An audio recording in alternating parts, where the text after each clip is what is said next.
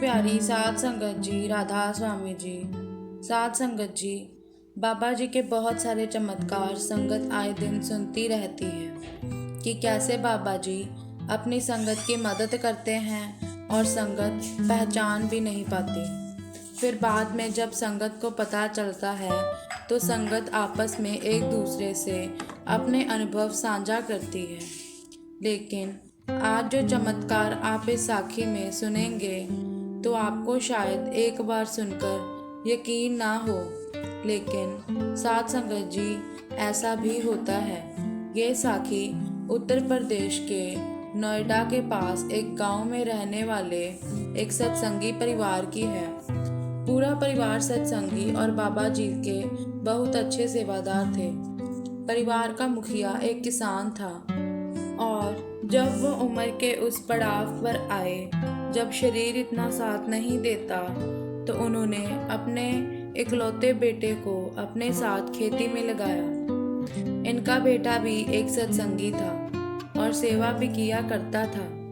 बेटे की शादी के लिए ये परिवार रिश्ता भी देख रहा था, लेकिन बेटे के सपने बहुत बड़े थे। वो चाहता था कि वो दिल्ली जाकर कोई व्यापार शुरू करे। तो एक दिन उसने अपने पिता से बात की।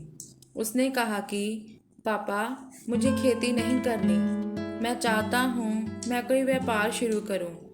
अब बेटा क्योंकि इकलौता था और सब कुछ इसी का था, तो पिता ने कहा कि बेटा, जैसा तुझे ठीक लगे तू ऐसा कर, मेरी तरफ से कोई मनाही नहीं है।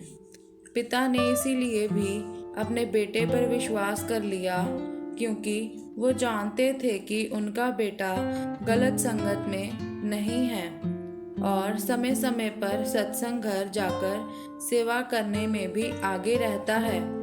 तो बेटे ने कहा कि पापा जी, व्यापार शुरू करने के लिए हमें अपने आधे खेत बेचने होंगे, क्योंकि उसके लिए पैसा चाहिए।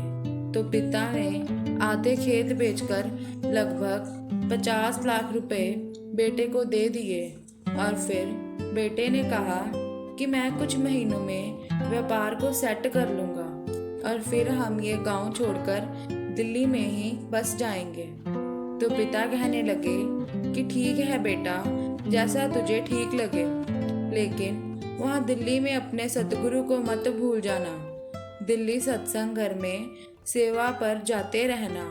तो बेटे ने कहा कि पापा, मैं सारी दुनिया को भूल सकता हूँ, लेकिन अपने माता पिता और बाबा जी को कैसे भूल सकता हूँ। फिर दिल्ली पहुंचकर कुछ ही दिनों में बेटे ने एक कमरा किराए पर लेकर वहां पर एक छोटी सी फैक्ट्री लगा दी। फैक्ट्री में 4 वर्कर्स रखे गए और वहां पर तौलिया और रुमाल बनाए जाने लगे। धीरे धीरे मार्केट से ऑर्डर आने लगे। ऐसे करते करते कई महीने बीत गए। जब हिसाब लगाया तो कुछ भी प्रॉफिट दिखाई नहीं दिया। उल्टा मार्केट में 25 से 30 लाख की उधारी लग गई। तो जब ये लड़का उधारी के पैसे मांगने जाता तो इसको कुछ ना कुछ बहाना लगाकर दुकान वाले वहाँ से भगा देते। इसको समझ नहीं आ रहा था कि फैक्ट्री का किराया और मजदूरों की सैलरी कहाँ से दूंगा। कुछ समय बाद ये फिर मार्केट गया तो कुछ पैसे उधारी के लिए मिल गए, लेकिन इससे ज़्यादा तो किराया पेंडिंग हो चुका था। ऐसे करते करते 1 साल हो गया, लेकिन प्रॉफिट की जगह सब कुछ बर्बाद होता दिखने लगा।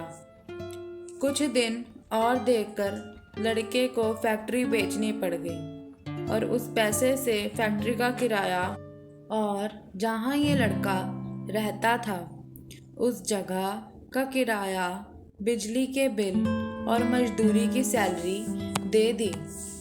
अब इसके पास जेब में सिर्फ 300 रुपये बचे थे।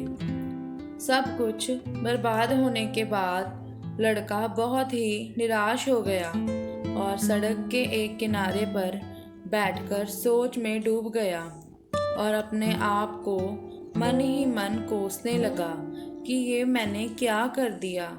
आधे खेत भी गए और अब मैं खुद सड़क पर आ गया। इसको समझ नहीं आ रहा था कि अब क्या करूं। इसने बाबा जी को मन ही मन अरदास की, बाबा जी अब आप ही बताओ मैं कहाँ जाऊं।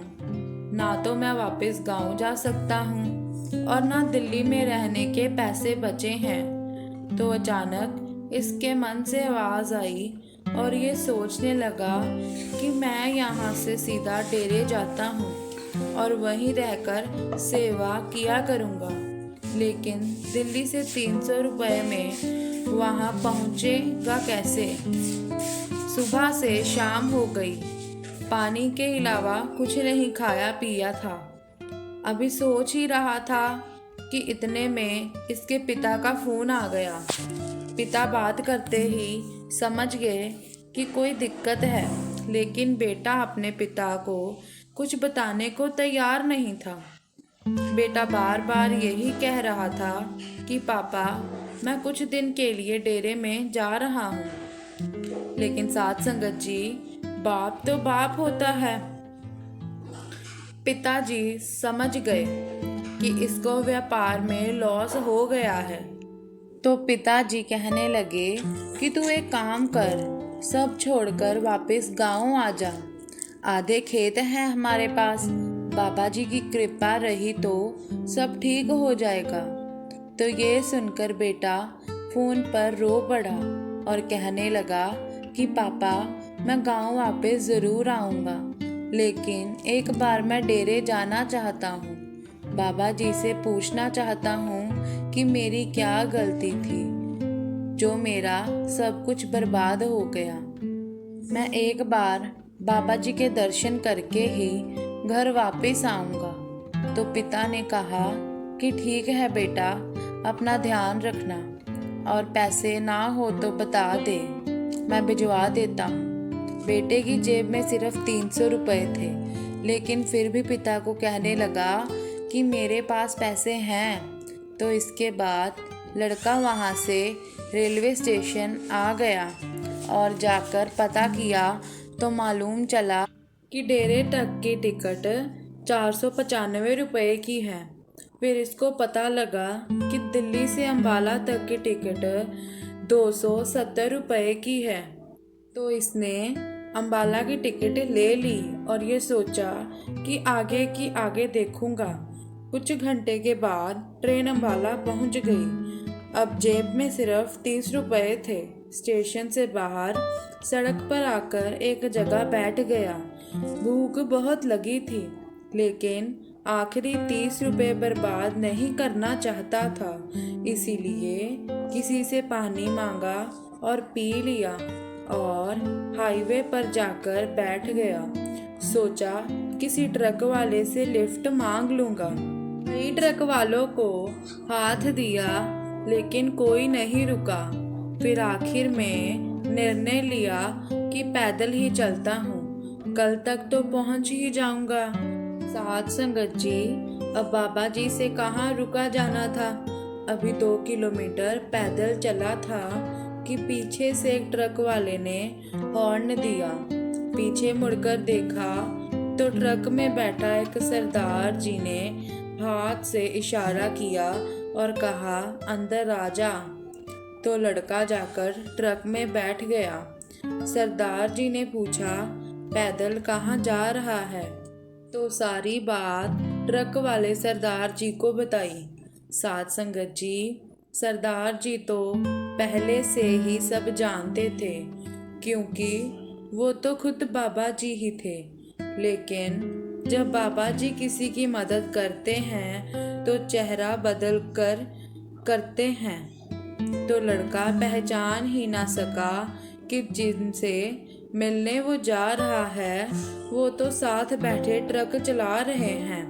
फिर सरदार जी ने अपने खाने का लंच बॉक्स लड़के को खाने को दिया और उसके बाद पानी की बोतल दी और उसके बाद लड़के को समझाया कि बेटा, इस संसार में जो कुछ भी होता है वो उस कुल मालिक के इशारे से होता है और वो इशारा ऐसे ही किसी का बुरा करने के लिए नहीं करता। ये सब तो हमारे पिछले कर्मों के हिसाब होते हैं जो हमें भोगने ही पड़ते हैं। बाकी तू चिंता ना कर, जितना तेरा नुकसान हुआ है उससे कई गुना ज़्यादा वो मालिक तुझे ज़रूर देगा। इसलिए अब तू एक काम कर, ये कुछ पैसे पकड़ और वापस गांव चला जा। लड़का कहने लगा कि सरदार जी, मैं अपने सतगुरु के दर्शन किए बिना नहीं जाऊंगा। तो सरदार जी ने लड़के को डेरे के बाहर छोड़ते हुए उसको कुछ पैसे दे दिए और कहा कि वापस जाते समय तेरे काम आएंगे।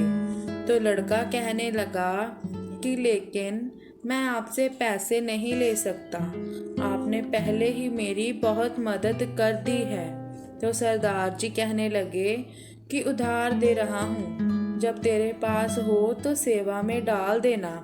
ये कहकर सरदार जी आगे बढ़ गए और उसके बाद लड़के को एकदम समझ आया कि सरदार जी ने कहा कि उधार दे रहा हूँ, जब हो तो सेवा में डाल दियो।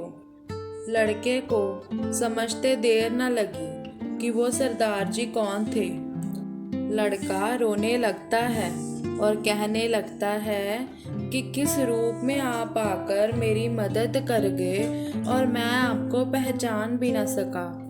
अभी लड़का सोच ही रहा था कि गांव से पिता का फ़ोन आ गया और पिताजी कहने लगे कि बेटा, हमारी ज़मीन हाईवे के लिए सरकार ने फाइनल की है और सरकार ने हमें ज़मीन के 2 करोड़ रुपए दिए हैं। ये सुनकर लड़का खुश हो गया क्योंकि इस ज़मीन की एक्चुअल वैल्यू 50 लाख थी। फिर लड़के को ट्रक वाले सरदार जी की बात याद आ गई कि उन्होंने कहा, तू चिंता ना कर, मालिक तेरे नुकसान से कई गुना ज़्यादा तुझे देगा। साथ संगत जी, ऐसे बाबा जी अपनी संगत की मदद करते हैं और कभी कभी तो हमें कभी भी पता नहीं चल पाता कि हमारी मदद करने वाले खुद सतगुरु थे। इसीलिए हमें कभी भी विश्वास नहीं छोड़ना चाहिए। कभी बुरा हो भी जाए या नुकसान हो जाए तो घबराना नहीं चाहिए, सब कुछ बाबा जी पर छोड़ देना चाहिए। जब हम सब कुछ सतगुरु के हवाले कर देंगे तो फिर आगे की सारी जिम्मेदारी सतगुरु की होती है। नुकसान की भरपाई सतगुरु अपने आप करवा के देते हैं। आज की साखी इस बात का बड़ा उदाहरण है। साथ संगत जी, आपसे विनती है कि अगर साखी अच्छी लगी हो तो कमेंट ज़रूर करें और लाइक भी कर दें। प्यारी साथ संगत जी, साखी को और भी सत्संगी भाई बहनों से शेयर करें ताकि वह भी बाबा जी की साखियाँ सुन सकें। और प्यारी साथ संगत जी, चैनल को सब्सक्राइब कर लें और बेल आइकन को दबा लें ताकि हमारी साखी की सबसे पहली नोटिफिकेशन आप तक पहुँचे। प्यारी साथ संगत जी, साखी को सुनने के बाद कुछ समय बाबा जी का ध्यान करें। बाबा जी आपकी सभी मुश्किलें दूर करेंगे। राधा स्वामी जी।